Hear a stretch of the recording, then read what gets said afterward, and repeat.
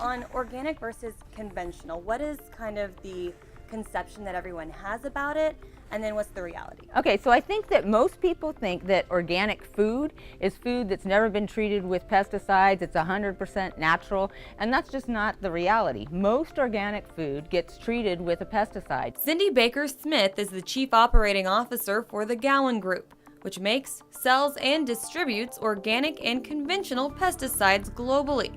And she breaks down some of the confusion. These two different kinds, one that's organic and one's not, what's the difference? Okay, so the basic difference is one, how they're made. So this is all synthetically made. Okay. This is made from the seed of a neem tree, so it's natural.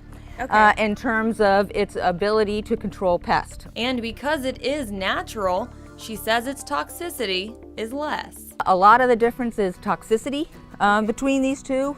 And so just like with medicine that you take as a person, it's the dose that determines whether or not it's going to be good for you to take or not good for you to take at a certain level. So just like medicines can be more toxic if you get too much exposure, pesticides can be more toxic if you get too much exposure. But if you follow the label directions and you follow what it says about how to apply it and when to use it, it's perfectly safe. So really, could we look at this as this is the medicine for the plant to make Exactly, sure it grows? exactly right. But Baker-Smith says the levels of toxicity in the chemical doesn't make it safer for the consumer. Some people think that because it's organic and natural, it's safer. But if you look at reports from USDA, from FDA, from independent science groups, organic food is no safer than conventional food. It's just a choice about what you want to buy. She says the level affects the way that the pest is killed. By the nature of what they are, they can't be toxic in certain ways to people, to bugs.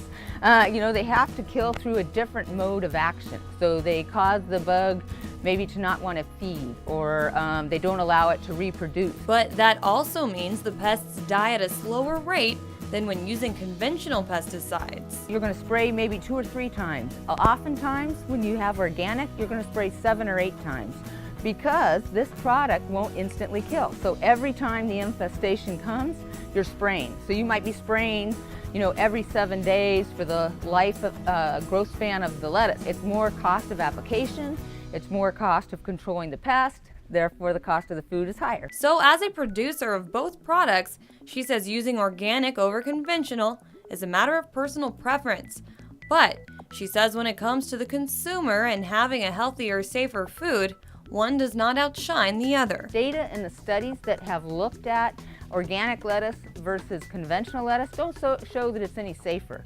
But it's a choice for people, and people make that choice because they either believe it's pesticide free, or they think it's better for the environment, or they might think it's better for the farm workers, all of those things. So it's a choice that people make, but no one should believe that organic lettuce is safer than conventional lettuce. Both are safe because the safety standards come after you, as you treat the crop and after you take it off, how you handle it and all of that. So both are safe, but neither is more nutritious or more safer than the other. So when asked about the Dirty Dozen list of produce found in the grocery store, this is her response. If there are a number of residues on it, it goes on the 15 dirtiest pesticides, with no thought to is the residue level safe or unsafe. The reality is that over 99.75% of the food in the United States tested by USDA, so not tested by a chemical company with a bias, tested independently by the government, has no residues above the safe level, none.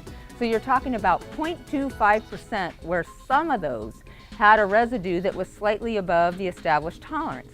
That doesn't even make it unsafe. That just means it's above an established tolerance. That tolerance has a 100-fold safety factor put into it. So just because you exceed the tolerance on 0.25% of one doesn't mean you have unsafe food. And she gives a little advice. Any residues found are below any part that would cause any harm to any person who ate them.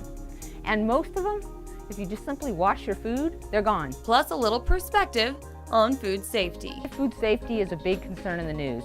They've had E. coli scares, they've had salmonella scares, they've had aflatoxin type scares with nut products.